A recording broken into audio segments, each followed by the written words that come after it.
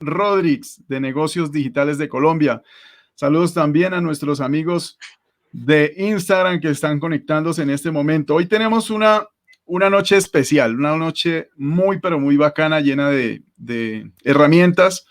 Cibercrimen. ¿Alguien ha escuchado acerca del cibercrimen? Les tenemos herramientas muy poderosas y tenemos en esta noche, para ese momento tan especial, para nuestros amigos de Instagram que se están conectando, un saludo especial para todos y allá en Facebook también.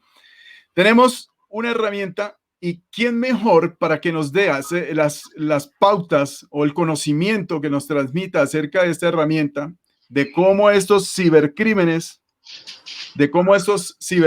se están llevando a cabo y que usted no sea víctima el día de mañana, o por lo menos, tenga el conocimiento para que usted lo pueda transmitir a otras personas. Este es el momento para que usted se entere. Tenemos invitado especial a Jorge Imüez. Jorge Imüez tiene aproximadamente 10 años de experiencia manejando este tema de cibercrímenes o ciberseguridad en la web. Es una persona que es gerente en ese momento de una multinacional española que maneja a nivel empresarial y a nivel en la web todo este tema de los cibercrímenes. Entonces, Jorge, ahí te invitamos para que también te unas a Instagram, que está en este momento la gente mirándote, y quedamos contigo para que tú nos cuentes más acerca de este tema pero tan novedoso y a la vez tan impactante, sobre todo en estos momentos donde afortunadamente contamos con las herramientas para que nosotros podamos conocer de mano de un experto que ha tenido el recorrido durante 10 años. 10 años le ha costado a él conocer todo este bagaje, todo este mundo de los cibercrímenes. Bueno, Jorge, estamos contigo. Bueno, muchas gracias por la invitación, por estarnos acompañando el día de hoy. Y nada, vamos a entrar un poco en materia. El orden del día que vamos a manejar es el siguiente. Vamos a hablar primero acerca de lo que es el cibercrimen y a nivel legal, cómo está regulado en nuestro país, cómo está estructurado este cibercrimen, para cambiar un poco la idea tradicional de lo que hay acerca de lo que es un hacker y lo que es realmente hoy en día una banda criminal, que es lo que opera realmente detrás de todo esto. Vamos a hablar de las amenazas que existen en los negocios digitales. Hay muchas empresas y muchas personas que están moviendo sus negocios hacia Internet, pero Internet también es un mundo oscuro donde hay muchas cosas que no conocemos y que precisamente por el desconocimiento nos ponen en riesgo y amenazan nuestro negocio. Entonces, vamos a conocer una serie de tips que nos van a ayudar a identificar esas amenazas y también cómo protegernos, que es lo más importante. No tendría sentido que hablemos de cibercrimen y de ciberseguridad si no sabemos cómo protegernos. Y ahí se van a dar cuenta que hay muchas cosas que vamos a poder hacer por nuestra propia cuenta, con las que vamos a poder proteger nuestro negocio, proteger nuestros activos y proteger nuestro dinero sobre todo. Dame un segundo, por favor. Excelente, excelente, gente. Mi gente de Facebook, mi gente de Instagram, entonces sean todos bienvenidos a esta transmisión en vivo. Y esperamos que ustedes se lleven la mejor herramienta de parte de un experto que verdaderamente tiene todo el conocimiento para que ustedes lo puedan tener de primera mano. Jorge, el público es tuyo. Vale, bien, el cibercrimen como tal en Colombia está tipificado por la ley 1273 del 2009, es decir, todos aquellos delitos que encajen dentro de alguno de los esquemas definidos por la ley entran dentro de la categoría de cibercrimen. Por lo tanto, las entidades del Estado estarían en obligación de atender y regular ese tipo de comportamientos. Estamos hablando, por ejemplo, de la obstaculización ilegítima de sistemas informáticos, de la interrupción como tal de un servicio web, por ejemplo, sería aplicable a esta regla, a esta norma. El acceso abusivo a un sistema informático, cuando alguien accede de forma ilegítima y con medios fraudulentos a un sistema de información, puede ser tu computador o puede ser un servidor de una compañía, eso estaría enmarcado dentro de la ley. Cuando hay interceptación de datos informáticos, es decir, que a través de algún malware o alguna herramienta logran capturar tus datos de autenticación, por ejemplo, a un portal transaccional o a tu sitio, a tu Facebook o a tu Instagram. Ese tipo de interceptación de datos informáticos están prohibidos y están regulados dentro de la ley. Cuando hay daño informático, es decir, cuando se comete el delito y hay una afectación en el activo que pertenece a la organización, y ese daño implica que haya, por ejemplo, pérdida de información, y la información en un negocio es el principal activo. Entonces hay una pérdida como tal de dinero o de reputación para el cliente. Entonces ese tipo de delitos también están catalogados ahí. El uso de software malicioso, que es ampliamente conocido por todos, y aquí estamos hablando del malware, del virus. Cuando alguien se dedica a fabricar software malicioso para cometer algún tipo de delito, interceptar datos, robar información, borrar información, secuestrar información, que es una de las modalidades que más se están utilizando hoy en día, como por ejemplo los temas asociados a ransomware, en donde la gente recibe un mensaje de correo electrónico, abre unos archivos y su computador queda cifrado, y la única forma de recuperar esa información es pagando una recompensa. De ese tipo de amenazas es que estamos hablando. Son violaciones a la ley colombiana, y está protegido los colombianos a través de ese tipo de actos criminales.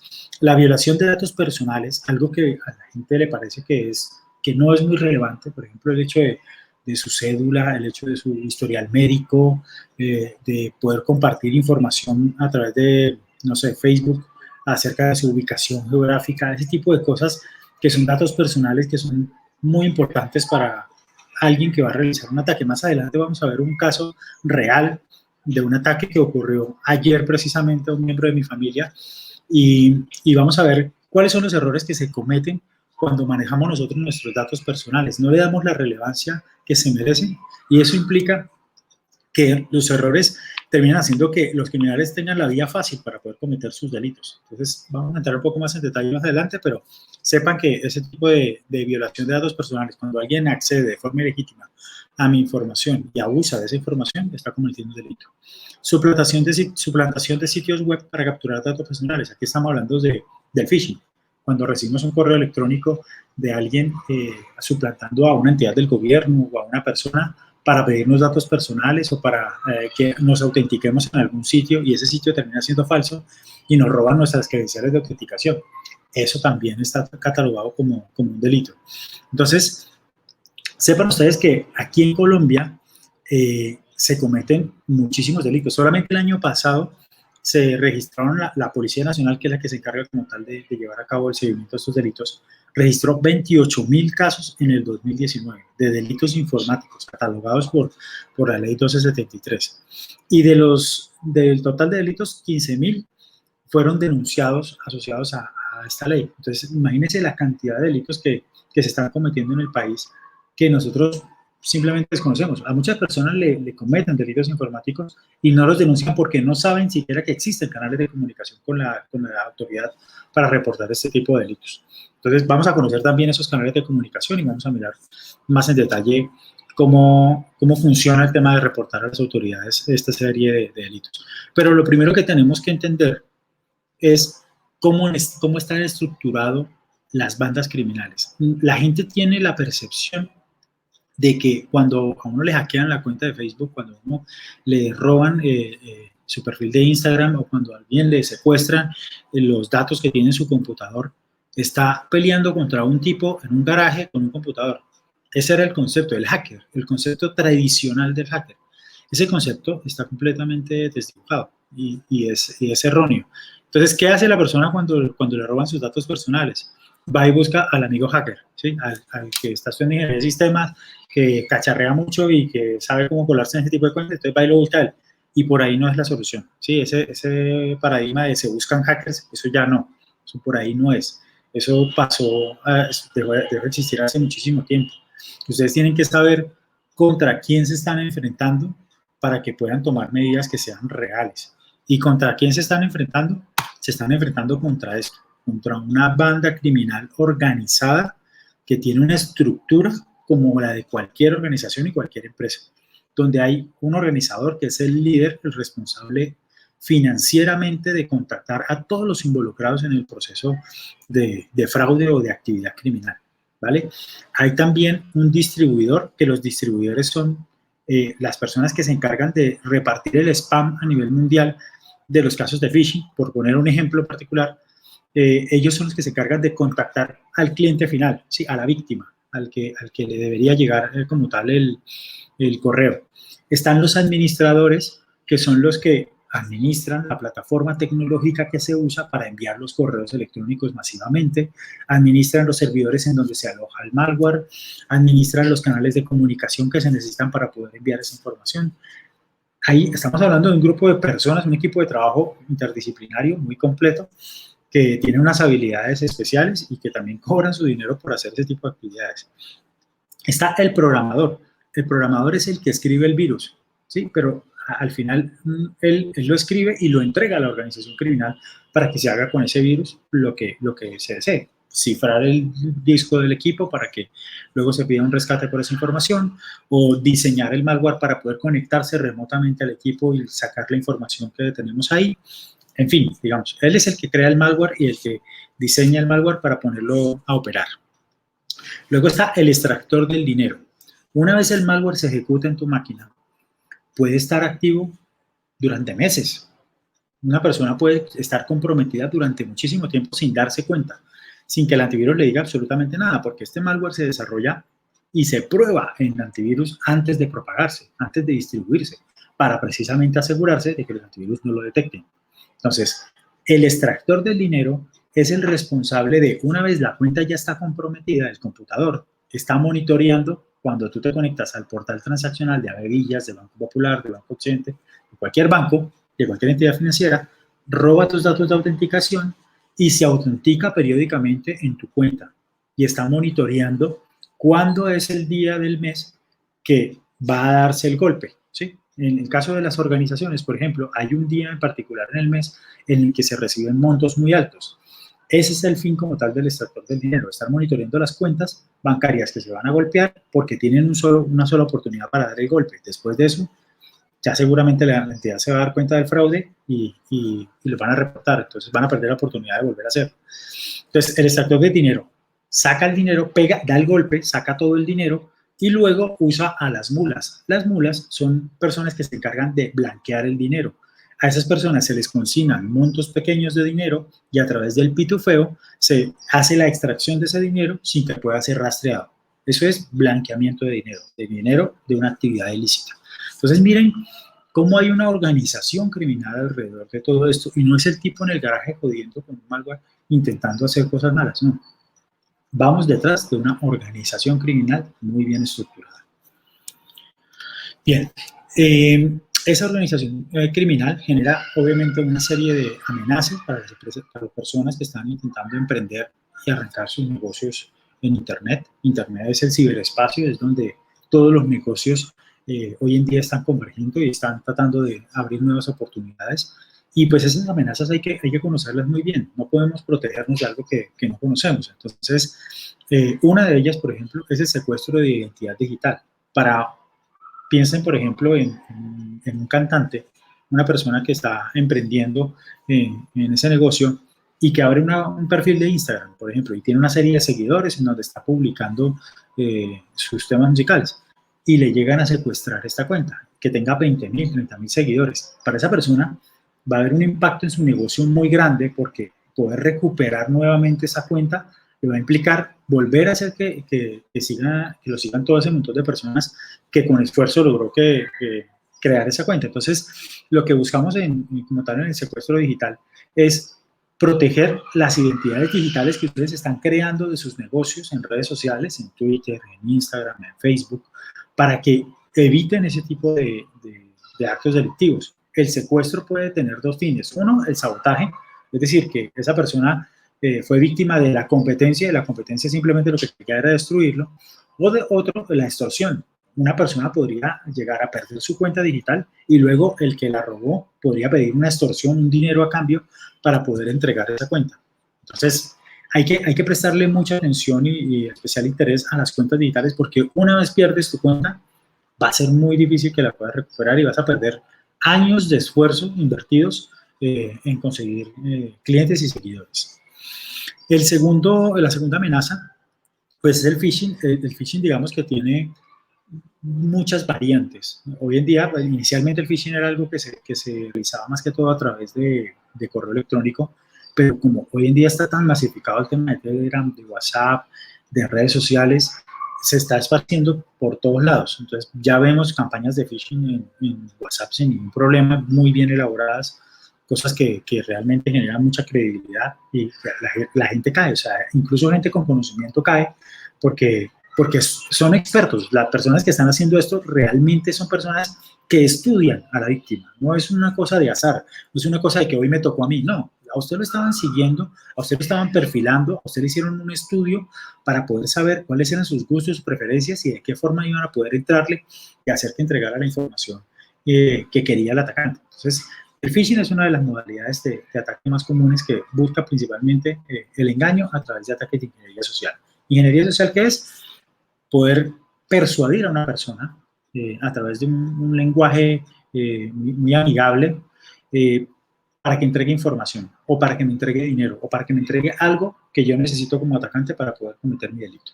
Eso es básicamente el phishing. Y el spam, digamos que el spam es el envío, digamos que se cataloga como spam, el envío masivo de correos electrónicos o mensajes, que es la modalidad reciente que estamos viendo a través de WhatsApp. Y básicamente aquí lo que vamos a ver es cómo protegerse de los controles que hay a nivel de spam, porque digamos ustedes por su actividad de marketing necesitan estar enviando masivamente contenido a sus clientes, pero aquí lo que vamos a mirar es qué precauciones hay que tener con respecto sobre todo a los umbrales que están definidos para los temas de spam y cómo puedo validar yo si me están catalogando como un spammer. Eso es importantísimo, porque cuando una vez me catalogan a mí como spammer, voy a empezar a entrar en listas de bloqueo y eso va a afectar mi negocio. Cuando yo entro en una lista de bloqueo, solicitar que lo den de alta o una lista de bloqueo toma mucho tiempo y va a hacer que su número de receptores sea menor, ¿sí? Porque van a estar en una lista negra y esos receptores no van a recibir como tal su mensaje de marketing y su publicidad. ¿Listo? Entonces vamos a centrarnos, hay muchas más amenazas, vamos a centrarnos únicamente en estas tres y vamos a verlas en un poco más de detalle. Entonces, para el secuestro de identidad digital, digamos que hay varios elementos que hacen que sea, digamos, atractivo o relativamente sencillo para un atacante comprometer una cuenta. Una de esas, por ejemplo, es las contraseñas fáciles de adivinar. ¿Cuántas veces hemos creado contraseñas con cosas como password 123? ¿Cuántas veces hemos creado contraseñas con el nombre de nuestra mascota o el nombre de nuestro papá o de mi mamá, de la esposa? Este tipo de contraseñas son contraseñas que son fáciles de adivinar. Existen diccionarios que nos permiten a nosotros atacar de una forma más fácil a las personas que usan ese tipo de contraseña. Entonces, lo único que se hace es buscar un diccionario grande en español que tenga palabras asociadas a ese tipo y empezar a hacer pruebas reiterativas. Recuerden que esto no es una persona haciendo este tipo de pruebas. Recuerden que hay una organización criminal y una arquitectura y un sistema automatizado haciendo esto, ¿vale? Para que no vayan a pensar que es algo muy complejo. Realmente es algo que puede ser en cuestión de días romper una contraseña que no tenga una estructura segura. Luego está también el tema de la protección del doble factor. Todas las cuentas, en general todas las redes sociales están ofreciendo hoy en día el doble factor de autenticación. ¿Qué es el doble factor? Básicamente, yo tengo una contraseña con la que accedo a mi sistema, pero además tengo un mensaje de texto que me llega a mi celular que solamente tengo yo y en el momento de autenticarme en mi cuenta, necesito ese mensaje de texto para poder autenticar. Si solamente tengo la contraseña y es una contraseña débil, alguien la puede adivinar y acceder a mi sistema desde cualquier lugar del mundo. Pero si tengo el doble de factor de autenticación habilitado en Instagram, en Facebook, cuando ese atacante intente ingresar y robe la contraseña, va a necesitar además el mensaje de texto que me llega solamente a mi celular. Entonces, esa parte es muy importante que lo tengan en cuenta al momento de proteger sus cuentas, porque los va a salvar de que les roben su identidad digital que con tanto esfuerzo han conseguido. El otro tema que es muy frecuente también es el de las contraseñas compartidas. Ese tema es que mi contraseña solamente la tiene mi mujer y yo.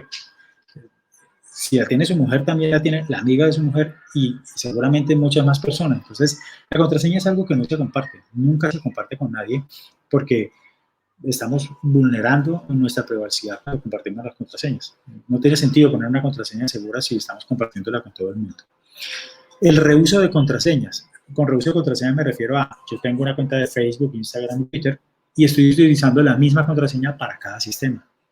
Imagínense el impacto que tiene si no estoy utilizando doble factor y me consiguen una sola de las contraseñas. Con eso es suficiente para acceder a absolutamente todo y secuestrar absolutamente todo lo que tiene que ver con mi identidad digital.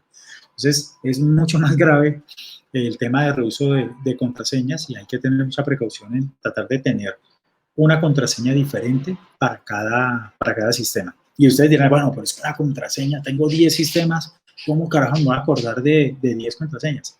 Hay aplicaciones que te permiten almacenar esas contraseñas, pero también hay técnicas que te permiten fácilmente recordar muchas contraseñas. Y ahorita vamos a ver unas que van a ser bien interesantes y van a ver que apenas las empiecen a poner en práctica, van a poder armarse un catálogo de 10 contraseñas sin ningún problema, porque es una técnica que le permite recordar fácilmente. Bueno, y lo último, que la puse en rojo, que son las fallas de seguridad en la plataforma digital, que contra eso sí ustedes no pueden hacer absolutamente nada. El día que la gente de Twitter tenga una falla de seguridad en sus sistemas y por eso les terminen robando a ustedes los usuarios y contraseñas como pasó hace poco, pues es que no hay nada que hacer. No hay nada que hacer, no hay nada que puedan hacer para protegerse y esa es la realidad. No hay seguridad del 100% en ningún sistema. Entonces, es algo con lo que tenemos que vivir, con lo que hay que ser conscientes de que ocurre y que pues ojalá nunca nos pase, ¿no? Bien, ahora entremos a los tips, a las herramientas que nos podrían ayudar un poco a identificar este tipo de amenazas. Una, por ejemplo, que a mí me gusta mucho, es Have I Been Pwned. En este sitio web, cuando nosotros nos ingresamos, nos da la posibilidad de poner nuestro correo electrónico, ¿sí?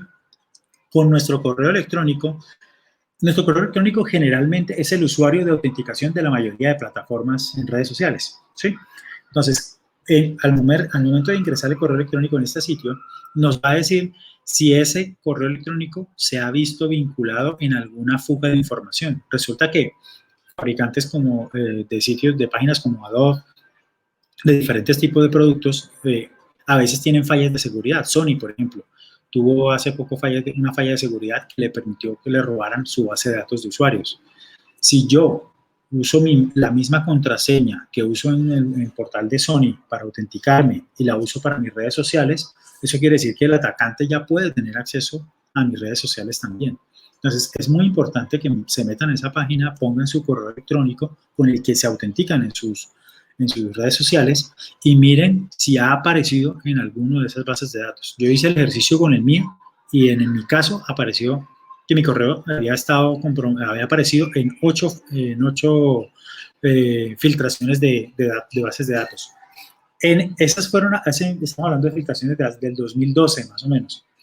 Obviamente las contraseñas que yo usaba en esa época han cambiado mucho con respecto a las que manejo actualmente. Ya las había actualizado hace mucho tiempo, pero es muy importante para uno estar al tanto de que el usuario que yo estaba utilizando en tal sitio al que tuvo una fuga de información está comprometido y eso me implica que tengo que cambiar la contraseña. Otro elemento importantísimo es la creación de contraseñas seguras. Entonces aquí le voy a dar un par de tips que son bien interesantes. El de la izquierda es una cita bíblica, el Señor es mi pastor, nada me faltará. Lo que yo estoy haciendo acá es tomar la primera letra de cada palabra y con eso construyo la contraseña. La contraseña ahí es segura, pero la puedo hacer más segura todavía si agrego un carácter especial y unos dígitos. Esos dígitos pueden ser una combinación de su cédula o la dirección de su casa o cualquier dígito que sea muy familiar para ustedes, que les permita recordar fácilmente, pero la clave está en esa frase. ¿Qué va a pasar cuando ustedes intenten escribir la contraseña? Ustedes van a citar mentalmente, cuando estén en su teclado, esa frase, ¿sí? Y se van a dar cuenta de que es automático realmente. O sea, los dedos presionan la tecla que es y van a aprender a escribir su contraseña rapidísimo. Parece una frase larguísima, pero realmente es algo muy, muy fácil de recordar. Es una técnica buenísima para tener contraseñas muy seguras. Miren la frase que se crea, ESEMPNMF, eso incluso para alguien que ve la contraseña, que puede tener acceso visual a la contraseña, va a ser difícil de recordar. No es algo que puedan robarse fácilmente. Hay otro ejemplo aquí con canciones. A mí me funciona mucho con canciones. Yo uso la técnica de canciones que me gusta mucho y que tiene el estribillo como muy pegajoso. Entonces, no soy de aquí ni soy de allá. Esta canción de Facundo Cabral es un ejemplo de lo que podría utilizarse como contraseña. Entonces, el ejercicio a lo que los invito a que hagan es, cojan una canción que les gusta mucho, o si son muy religiosos, cojan una cita bíblica que les guste mucho, y de ahí saquen su contraseña, la primera letra de cada palabra, y le ponen unos 2 dígitos al final de una combinación de su cédula, de la dirección o del dato que quieran, y van a tener una contraseña muy robusta. ¿Listo? Ese es como el primer tipcito que les quería dar. Ahora vamos con el tema de la autenticación, que el doble factor de autenticación. WhatsApp tiene un esquema de doble factor de autenticación. Entonces, ahí les dejo la ruta que deberían seguir para activar el doble factor de autenticación, que lo que va a hacer que es que le llegue un mensaje de texto cada vez que quiera autenticarse de WhatsApp. Algunas aplicaciones lo que hacen es recordar los dispositivos desde los que me conecto. ¿Sí? Entonces, si yo siempre me conecto desde este computador solamente voy a conectar el doble factor la primera vez. El resto de veces, pues es mi computador. Ya no necesito volver a acceder al doble factor. ¿Vale? Si alguien me roba esto desde China, pues ese computador no va a estar registrado en el sistema y seguramente le va a pedir el doble factor y va a llegarme a mí el mensaje de texto. Si a mí me llega un mensaje de texto sin haberme solicitado autenticación, su cuenta pueden estar intentando comprometerla. Eso es algo interesante también. Me permite darme cuenta en tiempo real cuando alguien está intentando entrar a mi cuenta y no está autorizado. ¿Vale? Entonces, WhatsApp lo tiene. Aquí les dejo también el doble factor de Instagram, que también lo tiene. Es muy fácil de habilitar. Y otro tipcito adicional que es bien interesante, yo no sé si ustedes se han dado cuenta, para los que usan Chrome, Chrome tiene la facilidad de recordar las contraseñas. Entonces, a veces da pereza estar autenticándose en tantos portales y recordando contraseñas, y el navegador se encarga de guardarle como tal a uno esas contraseñas.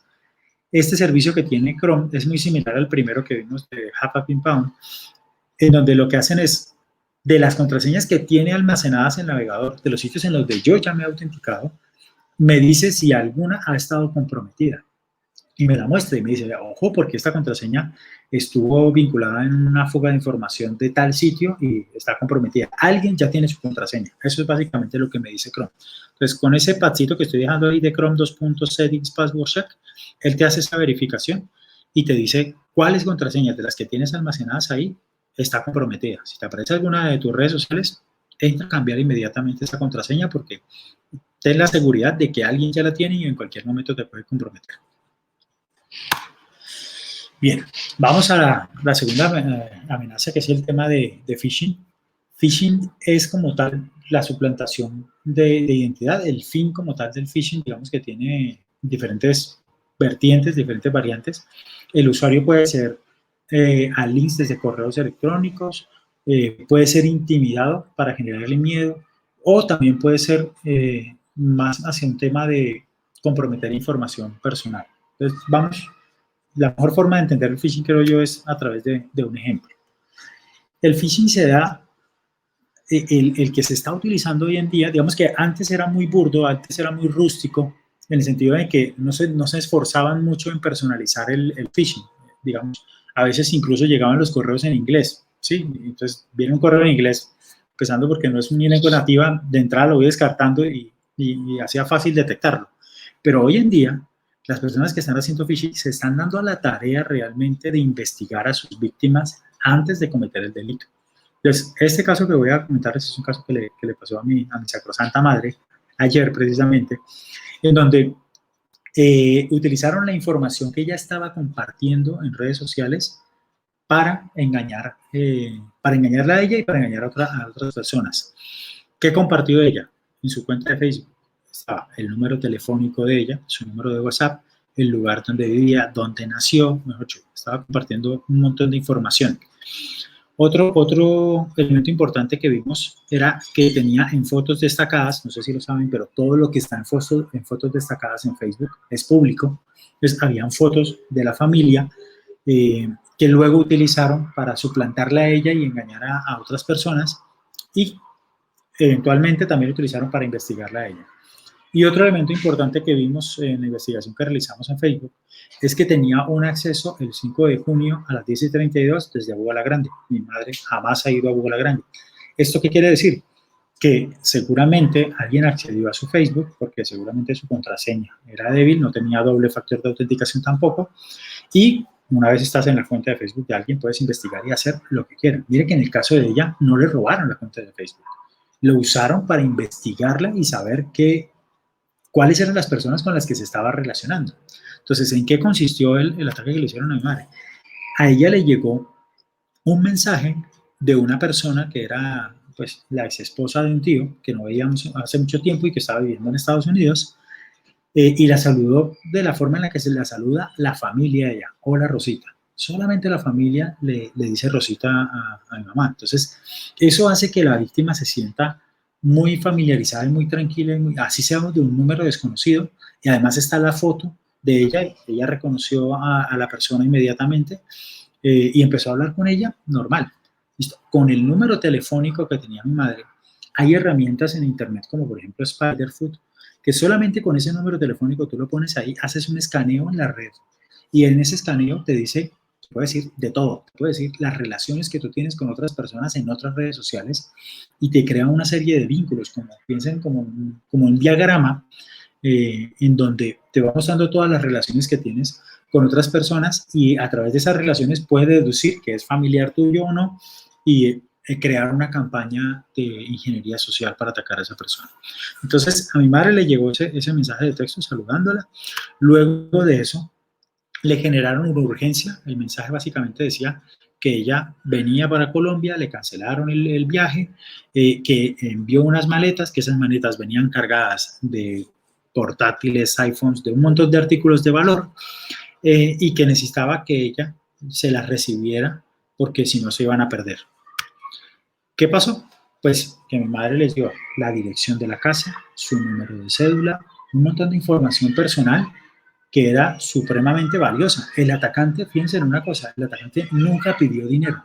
Hasta ese momento nunca pidió dinero. Él simplemente pedía toda esa información porque decía que necesitaba llenar un formulario con unos datos.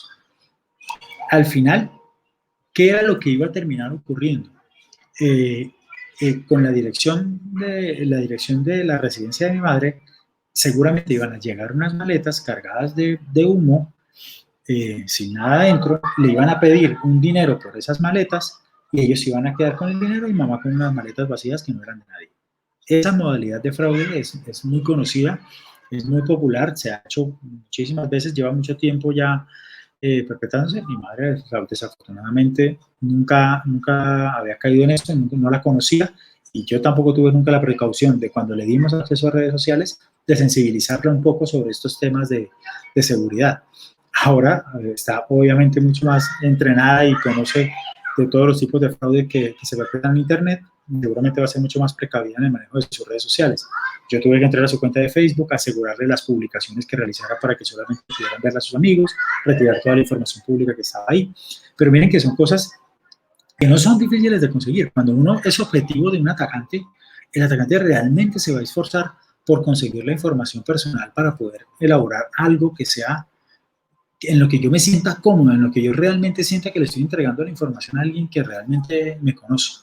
¿Listo? Entonces, este caso lo quería comentar porque me pareció muy interesante y pasó ayer, de hecho, entonces estaba muy fresco y caía perfecto para el tema que veníamos a hablar.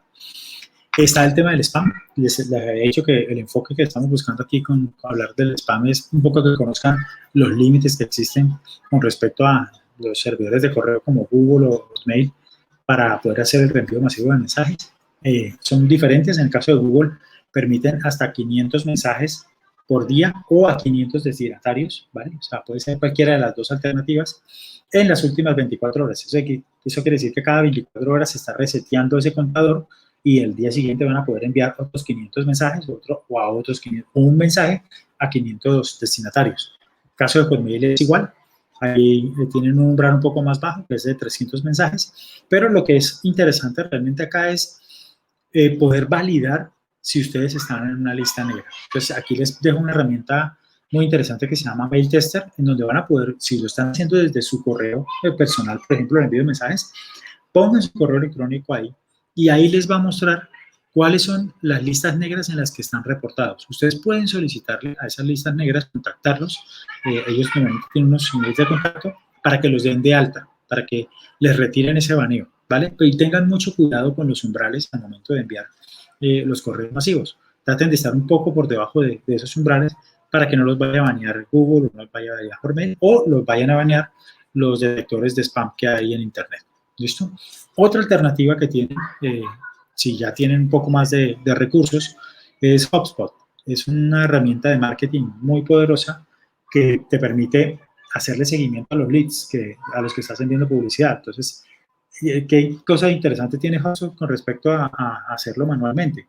Él te va cambiando las direcciones de correo de remitente, cosa que si te bloquean alguna, pues no importa porque la próxima vez que se envíe el mensaje de publicidad va a ir sobre un dominio diferente y va a garantizar que siempre tus destinatarios reciban el mensaje de marketing que estás buscando. Otra cosa interesante que tiene también HubSpot es el tema de seguimiento a los leads. Entonces yo puedo enviarle un mensaje de publicidad y saber si esa persona le está dando clic a esos mensajes, cuántas veces le ha dado clic, y va rankeando al usuario dependiendo del contenido que consuma de lo que tú le estás enviando. Cosa que cuando ese usuario ya está en un nivel de madurez alto, tú puedas llegar y abordarlo y hablarle y ofrecerle alguno de los servicios cuando ya sabes que lleva un proceso largo viendo el contenido que tú estás publicando o que tú le estás compartiendo. ¿Listo? Entonces, tienen esas dos alternativas a nivel de spam que son bien interesantes para que las revisen.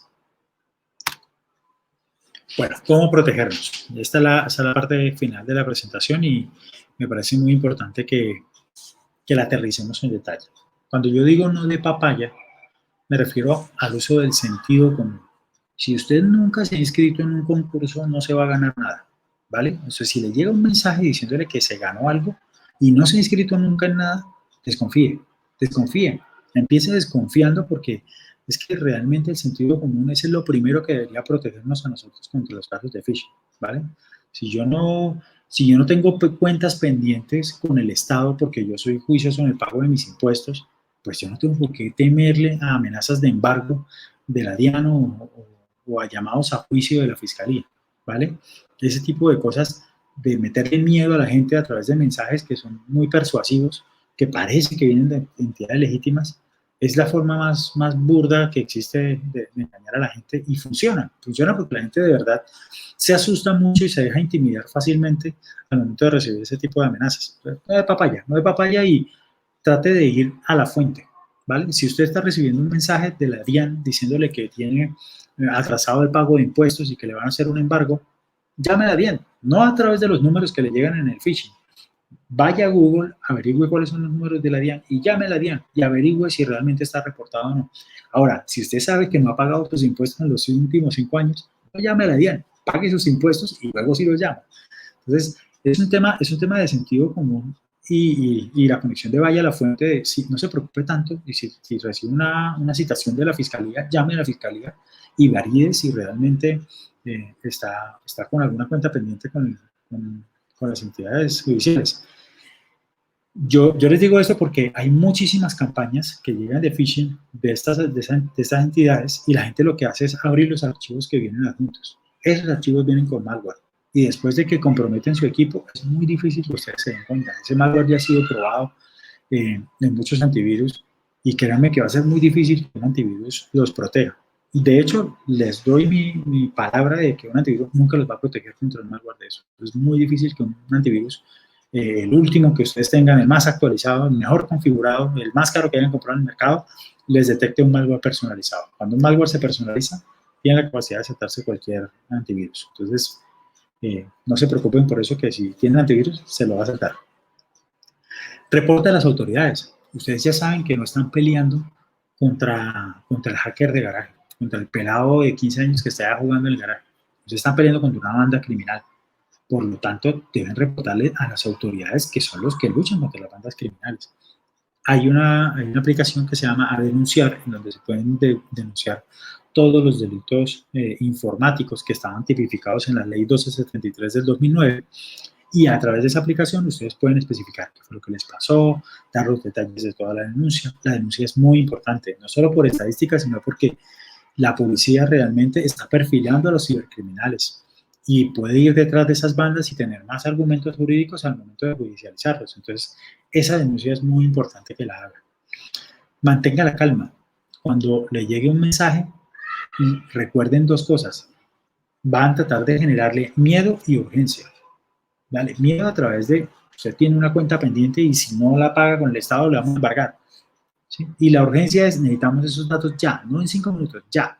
Entonces, aprendan a manejar la ansiedad, aprendan a manejar ese tipo de cosas, vayan a la fuente para que les dé tranquilidad y tiempo de actuar, ¿sí?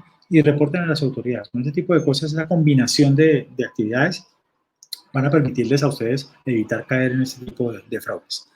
Y el último, que lo pongo ya más como referencia, digamos que hay empresas que no se pueden valer de este tipo de cosas, por ejemplo, el sector financiero es algo que necesita tener controles de seguridad reales, no solo controles que dependan de las personas para poder proteger sus activos. Entonces, hay muchas personas que están entendiendo esa necesidad también y están migrando de lo que es el antivirus tradicional hacia un EDR. ¿Qué es un EDR? Una solución que tiene la capacidad de detectar malware también, pero más que todo ataques, ¿vale? Hoy en día lo que más interesa es detectar los ataques, lo que pasa en tu estación de trabajo. Es un software que se instala en tu estación de trabajo y cuando hay un comportamiento anómalo en tu computador, te alerta y te dice, ojo, que está siendo víctima de un ataque, ¿vale? Él tiene la capacidad, por ejemplo, de detectar un ransomware, tiene la capacidad de detectar una intrusión de alguien que está conectado a tu equipo remotamente desde China y que tu antivirus no está viendo, pero que esa solución sí puede llegar a detectar. Esas son soluciones de tipo EDR, ahí les dejo una referencia para que revisen y si tienen alguna duda ahí me pueden contactar más adelante y les puedo dar mayor detalle de cómo funcionan ese tipo de soluciones. Bien, Rodi, ese era el contenido que traía para hoy. Espero que haya sido de mucho valor para ustedes, que realmente les haya enriquecido y nada, los dejo para que abramos un espacio de preguntas. ¿Qué preguntas tienen y qué dudas tienen? Excelente, no, excelente, excelente, Jorge. De verdad que ha sido una información supremamente valiosa. Sí, definitivamente hay muchas preguntas, ¿no? La gente está muy inquieta y le gusta mucho el tema. Sobre todo nosotros, desde Negocios Digitales de Colombia, dijimos, vamos a cambiar las claves. Definitivamente el truco que tú nos acabas de dar nos abrió la expectativa y nos va a dar herramientas poderosas. Jorge, las denuncias entonces son eficientes. Claro que sí, definitivamente. las denuncias son muy importantes porque lo que hacen los equipos cibernéticos de la policía es perfilar a los atacantes. ¿Cómo los perfilan? A través de sus patrones de comportamiento. Todos los atacantes tienen un esquema de comportamiento o de ataque predefinido y a través de ellos es que los perfilan y pueden llegar a judicializarlos. Entonces, no crean que porque alguien está escondido detrás de una identidad digital no se puede llegar a rastrear. Se puede llegar a rastrear. Es posible llegar a rastrear a una persona y judicializarla.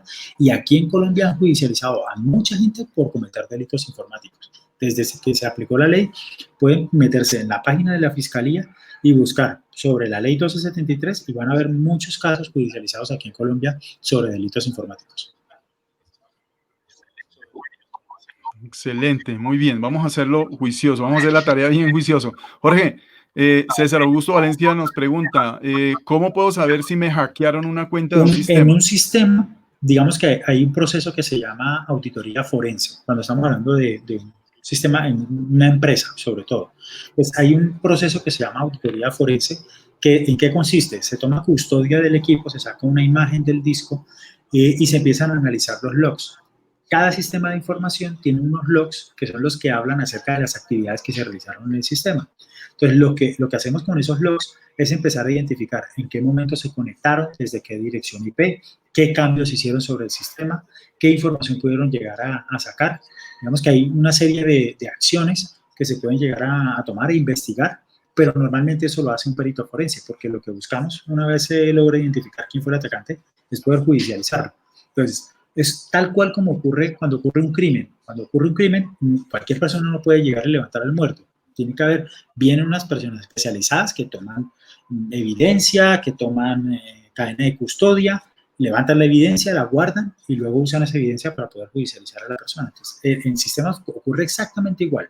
Se hace una custodia del sistema, se levanta la evidencia digital, se investiga y luego con esa evidencia digital se judicializa. Perfecto, muy bien, Jorge. Definitivamente, entonces, caserito, no podemos hacer nada, tenemos que pedir ayuda para poder identificar si nos hackearon un sistema. Sí, realmente es un proceso, digamos, va a depender mucho de la expertise de la persona que está administrando el sistema. Lo mínimo que debería poder hacer esa persona es tener acceso a los logs de su sistema, ¿sí? En el caso de los sistemas Windows, se corre con la mala suerte de que se sobrescriben con mucha frecuencia. En el caso de los sistemas Linux, suelen durar un poco más y tener mayor tiempo y mayor detalle también. Los logs de auditoría de Linux son muy buenos. No sé si estamos hablando de algún sistema en particular, de pronto si lo pueden llegar a aterrizar a algo mucho más particular, le puedo dar un poco más de orientación porque es algo en lo que trabajé durante muchísimos años haciendo investigación de incidentes de ese tipo. Me tocaba analizar muchísimos logs y hoy en día trabajamos con plataformas de Big Data que se encargan de eso precisamente, de colectar muchos logs para analizar incidentes de ese tipo. Entonces, si tienen más información de algún sistema particular, lo podemos detallar si quieren. Excelente, listo, Jorge. Entonces vamos a quedar con ese contacto. Definitivamente otra cosa que me causó mucha curiosidad, yo sé que a las personas que nos están viendo y escuchando también, y es referente al autenticador de Google. De pronto muchas personas no se relacionan con esta palabra o con esta frase, pero quiero que tengan en cuenta algo, y esto lo va a ampliar ahorita Jorge con la pregunta que le voy a hacer. El autenticador de Google es una herramienta que usted también va a encontrar en el Play Store, es gratuito, pero muchos celulares no lo tienen instalado, Jorge. Entonces, ¿qué recomendación les podríamos hacer a las personas con respecto a eso y a esa aplicación y qué tan eficiente es entonces el autenticador de Google? Sí, el autenticador de Google es precisamente el doble factor de autenticación del que estábamos hablando. Sí, es precisamente tener un mecanismo adicional que solamente está en mi celular y que a través de ese código que está llegando ahí con la contraseña voy a poder autenticarme en el sistema. Entonces, si la aplicación lo permite, si la aplicación permite trabajar con el autenticador de Google, definitivamente es algo que deberíamos tener.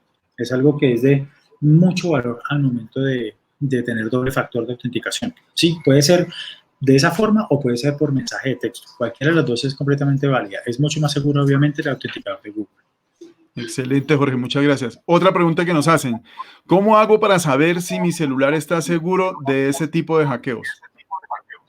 Bueno, los celulares, digamos, hay diferentes tipos de marcas en el mercado.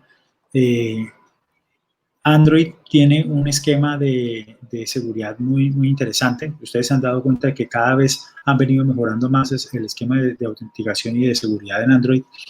Android, ¿qué hace con las aplicaciones?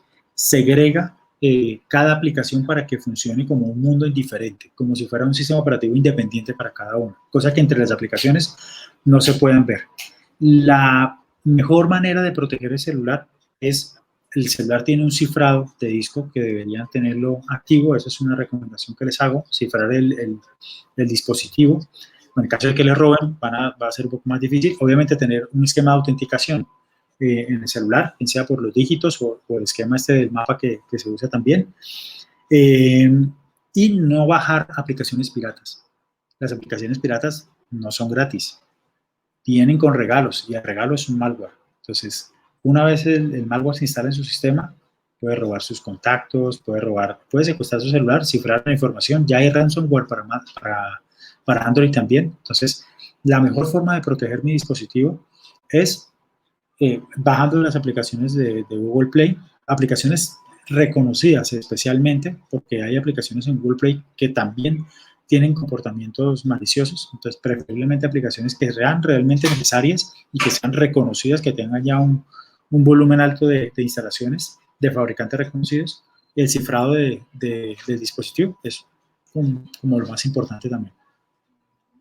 Excelente. Entonces eso es definitivamente no solamente básico, sino... No te escucho. Angelina Guevara nos pregunta...